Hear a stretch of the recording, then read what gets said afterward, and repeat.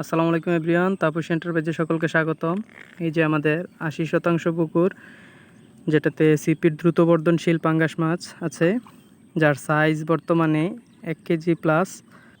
আমরা এটাকে খাওয়াচ্ছি পাঙ্গাস ফিনিশার 9915।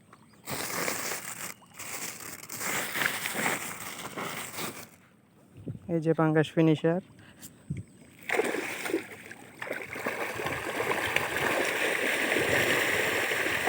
আমরা ইনশাআল্লাহ ডিসেম্বর থেকে জানুয়ারিতে মাছগুলোকে হারভেস্ট করবো ইনশাআল্লাহ।